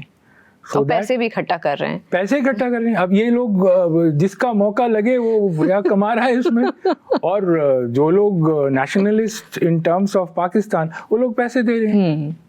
तो ये पैसा कहाँ जा रहा है? ये पैसा इन्हीं लोगों के पास जा रहा है। करेक्ट। So, एक तो वो नैरेटिव है। दूसरा नैरेटिव इनको वर्ल्ड के लिए बनाना है कि भैया हमने तो बोला है कि हम जॉइंट इन्वेस्टिगेशन करेंगे, आप हमें जॉइंट इन्वेस्टिगेशन के बारे में बताइए। बहुत बड़ा फार्स है, ये पाकिस्तान का बहुत पुराना टेक्निक है। 26/11 में जॉइंट इन्वेस्टिगेशन हुआ, उनकी टीम को हमने यहाँ पे एक्सेस दे दिया कि आप आइए, आप अपना जो भी इन्वेस्टिगेशन, लेकिन उन्होंने तो हमारी टीम को एंट्री ही नहीं होने दी। एग्जैक्टली। और जो यहाँ से फैक्ट्स लेकर के गए थे वो कभी शेयर भी नहीं किया हमारे साथ। क्या जो पठानकोट के बाद जो हुआ, उनकी ISI की टीम आई, उनकी फेडरल इन्वेस्टिगेशन एजेंसी की टीम आई, मिलिट्री इंटेलिजेंस की टीम आई, वो दिल्ली आए, क्योंकि मैं ओतप्रोत उस टाइम पे मैं जानता था क्या हो रहा है। उन लोगों को एयरबेस में लिए जाएगा, तकरीबन 55 मिनट 1 घंटा वो एयरबेस में भी रहे, वापस गए। प्राइम मिनिस्टर कौन था? नवाज शरीफ। उन्होंने बहुत स्ट्रिक्टली बता रखा था कि इसका एक लॉजिकल कंक्लूजन निकालिए। FIR भी लॉन्च हुआ था, लेकिन उसके बाद जैसे ही नवाज शरीफ अपने पद को उनको छोड़ना पड़ा, वो उनका इंटरनल पॉलिटिक्स है। और ये भी एक मेन रीजन था कि नवाज शरीफ को हटाने का, कि वो आर्मी के ऊपर आकर के ऑर्डर दे रहे थे, जबकि आर्मी को वो पसंद नहीं आया। Other reasons were there. उसके बाद बिल्कुल ही मुकर गए, उन्होंने फाइल ही बंद कर दी। तो ये जॉइंट इन्वेस्टिगेशन एक काइंड ऑफ अ फार्स है। वो जॉइंट इन्वेस्टिगेशन करेंगे, कुछ झूठ और जिसका कोई ना सर है ना पैर है बोलेंगे, और इंटरनेशनल कम्युनिटी के जाके बोलेंगे देखिए जी ये तो हमने नहीं किया, ये इनका होमग्रोन है, या इन्होंने फॉल्स फ्लैग किया, इन्होंने खुद किया हुआ है। तो ये नैरेटिव तैयार करना एक पाकिस्तान का बहुत पुराना टेक्निक है। And of course a narrative against India to show the Indian people. इसीलिए तो हमारे को वो इनके वो बंद करने पड़े। हमारे ही कंट्री के लोगों को नैरेटिव तैयार करके हमारे ही कंट्री के लोगों को बरगड़ा। तो नैरेटिव्स के अलग अलग वर्टिकल्स हैं, और ये नैरेटिव जब चलते हैं तो आप मानेंगे, आप तो मीडिया में हैं, विद इन 24 आवर्स करेक्ट पूरे का पूरा धारणा ही चेंज हो जाता है लोगों का, चाहे वो इंटरनेशनल कमेटी हो, या आपके देश की अपनी आवाम हो, या फौज हो। तो ये नैरेटिव वॉरफेयर जो है वो अभी चल रहा है, अभी भी चल रहा है। तो इसके अगेंस्ट में हमारे, खास करके हमारे देश की जनता को, हमारे देश की जो पॉपुलेशन है, उनको पता होना चाहिए कि वो जहां से नैरेटिव आ रही है उस पर प्लीज आप ध्यान मत दें। वो उनके इंटरेस्ट पे वो नैरेटिव बना रहे हैं। एक और इंटरेस्टिंग बात है ब्रिगेडियर गांगुली की, अभी 9 मई के आसपास, 9 मई को ही इंटरनेशनल मॉनेटरी फंड की तरफ फिर से पाकिस्तान जा रहा है अपनी झोली फैलाता हुआ कि हमें पैसे की ज़रूरत है, हमें पैसे की ज़रूरत है, और कहा जा रहा है कि $1.1 बिलियन का लोन मांग रहा है। एग्जैक्टली ये एक समय है कि हमें इंटरनेशनल मॉनेटरी फंड और उस ऑर्गेनाइजेशन के पास जाना चाहिए और पाकिस्तान को एक्सपोज करना चाहिए। इनको कुछ अप्रॉक्सीमेटली $7 बिलियन अलॉट हुए हैं, जिसमें से $1.1 बिलियन इनको 9 मई को मिलने वाला है। इसको अगर हम रोक सकते हैं, डिप्लोमेटिकली इसको अगर हम रोक सकते हैं, तो पाकिस्तान को इससे बड़ा नुकसान इस वक्त और कुछ नहीं होगा। दूसरा, इंडस वाटर ट्रीटी जो हमारे गवर्नमेंट ने अभी हेल्ड इन एबेंस किया है, कैंसिल नहीं किया है, ये पाकिस्तान के लिए एक बहुत बड़ा झटका था। उनके नैरेटिव में या उनके प्लानिंग में इंडस वाटर ट्रीटी थी ही नहीं। 65 की लड़ाई हुई तब नहीं कैंसिल हुआ, 71 की लड़ाई हुई तब नहीं कैंसिल हुआ, करगिल की लड़ाई हुई तब नहीं कैंसिल हुआ, इतने सारे टेररिस्ट अटैक हुए तब नहीं कैंसिल हुआ। वो लोग भी कंप्लीसेंट हो गए थे इंडस वाटर ट्रीटी, क्योंकि वर्ल्ड बैंक ने इसकी मध्यस्थता की थी। इंडिया इसको कैंसिल नहीं कर सकता। लेकिन अभी इंडस वाटर ट्रीटी कैंसिल होने के बाद इनकी हवाइयां उड़ी हुई हैं। ये बात सही है। कई लोग हमारे देश में भी बोलते हैं, वो लोग भी नैरेटिव बना रहे हैं कि ये टैप तो है नहीं, बंद कर दोगे। जरूर टैप नहीं है। आज नहीं तो आज से 2 साल बाद वो टैप हम बनाएंगे। और टैप बनाने के बाद ये जो 6 नदियां हैं जिसका 80% पानी हम आपको देते थे, हम आपको बंद कर देंगे। पूरा शायद नहीं बंद कर दें, लेकिन अगर हम 80% का अगर हम 2% जाए और बाकी हम बंद कर दें, डाइवर्ट कर दें, नदियों को ज्वाइन करके यमुना के गंगा के साथ जोड़ दें, हमारी सारी नदियां साफ हो जाएंगी। करेक्ट। आप मानिए अटल बिहारी जी का जो प्लान था नदियों का जोड़ने का, शायद अभी वो करने का समय आ गया है। राइट। और दूसरा, पाकिस्तान और इंडिया के बॉर्डर के पैरेलल इनके इरिगेशन कैनाल्स चलते हैं, इछोगिल कैनाल, और there are number of canals and their main defences are based on that. इनके बड़े बड़े शहर जो हैं वो कैनाल सिस्टम उनके बाहर है, ताकि इंडिया के जब कॉलम्स अगर अटैक के दौरान आए तो उनको रोक के वहां पे लड़ाई की जा सके। कैनाल में अगर पानी नहीं होगा तो भाई वो तो हमारे लिए बिल्कुल सीधा बन जाएगा आपके शहरों तक पहुंचने के लिए। तब आप क्या करेंगे? आसिम मुनीर साहब का जो मायोपिक जो चश्मा लगा करके उन्होंने इस तरीके का जो ये अटैक कराया, और इमिनेंट प्रॉब्लम्स को ना देख करके उन्होंने अपने जो chest thumping, flexing of muscles अपनी आवाम के सामने, और अपना जो ब्रॉडर विजन सो कॉल्ड जो उन्होंने देखने की खुद कोशिश करी। तो मुझे लगता है जो आपने ब्रिगेडियर साहब की जो बात कही है ना कि पानी नहीं रहेगा तो तुम ना, तुम्हारी आवाम तुम्हारे साथ रहेगी नेचुरली, ना डिफेंस, आप जीडीपी कम हो जाएगा। एग्रीकल्चर के बेस्ड है। पंजाब में इतने बड़े बड़े अभी ये जो बिलाल भुट्टो इतनी बड़ी बात कह रहे हैं, इतना ज़्यादा जहर उगल रहे हैं हमारे खिलाफ। पंजाब में ये बहुत बड़े हिस्से के मालिक हैं, उनका इरिगेशन खत्म हो जाएगा, तब क्या करेंगे आप? नहीं तो उन्होंने कहा था ना पानी नहीं तो खून लेंगे, तो अब आप देखिए खून क्या कैसे लेते हैं जी। ठीक है। तो हैविंग सेड सो, मैं एक बार फिर कह रहा हूं कि एक सिक्योरिटी के साथ पूरी जिंदगी जुड़े रहने के बाद ये मेरा एक छोटा सा संदेश है हमारे अभी के जो security campaign, let this be the last time, let this be the last time that he comes and hits us like this. हमको उसके आगे रहने की बहुत ज़रूरत है।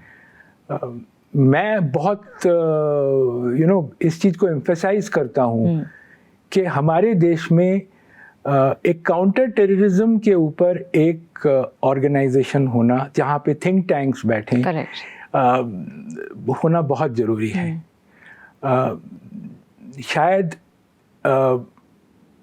अभी तक ये बात हमारे ऑथोरिटीज़ के पास उनको शायद ज़रूरत महसूस नहीं हुई है।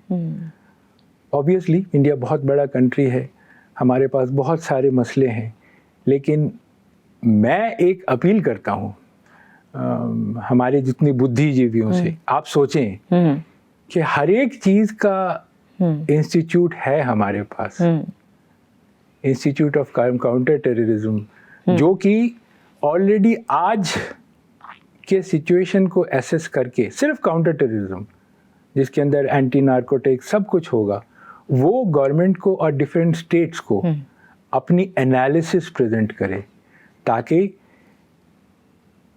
हमारे शासन तंत्र को पहले से ही आगाह हो जाए कि ये 5 चीज़ों में से एक चीज़ शायद अगले 6 महीने होने वाली है, बंद हो जाएगा इनका सब कुछ। तो जी, ये आपने बहुत अच्छी बात कही, और मुझे लगता है कि हाई टाइम, क्योंकि डिफेंस पे इतना ज़ोर है, अभी प्रेजेंट गवर्नमेंट का बहुत ज़ोर है, और डिफेंस का एक एवोल्यूशन भी हुआ है पिछले 10 सालों में, जिस तरह से डिफेंस फोर्सेस में इक्विपमेंट्स को लेकर के, वेपन्स को लेकर के। तो मुझे लगता है कि ये जो आपका ये सुझाव है, national institute for counter terrorism ऐसे करके अगर एक ऑर्गेनाइजेशन बनती है, तो larger good of the country and defence and geopolitical जो हमारी पोजीशन है, जियोपॉलिटिकल जो हमारा जो स्टैंड है, उसको इन्हांस और स्ट्रेंथन करने में इस तरीके के इंस्टीट्यूट्स एक बहुत अहम भूमिका निभा सकते हैं आने वाले समय में। एब्सोल्युटली।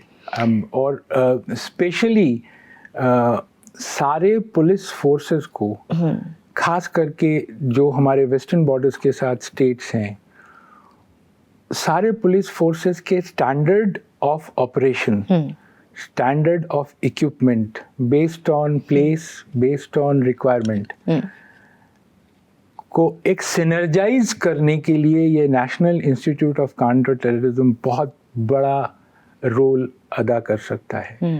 देखिए, हम धीरे धीरे उस सिचुएशन में जा रहे हैं कि टेररिज्म स्टेट सब्जेक्ट बन जाएगा।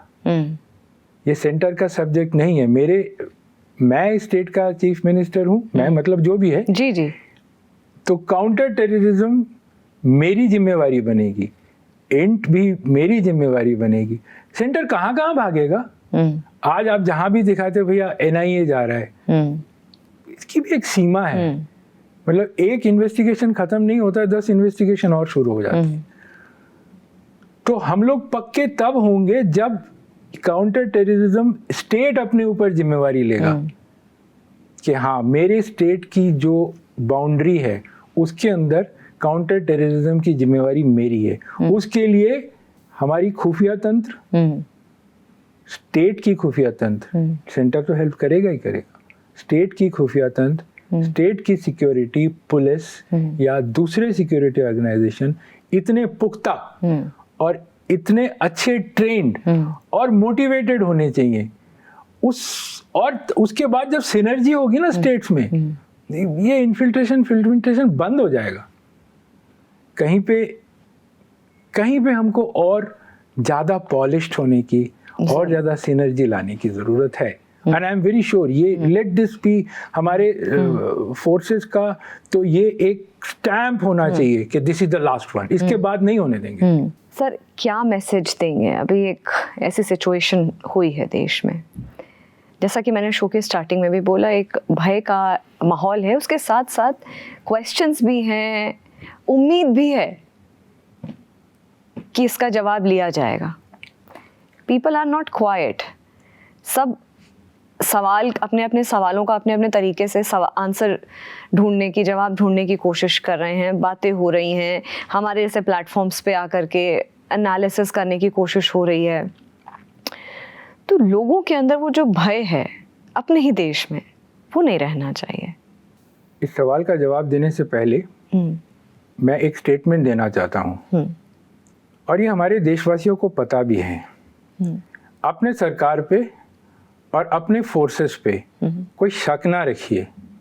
जिस दिन आप शक नहीं रखेंगे, आपका भय खत्म हो जाएगा।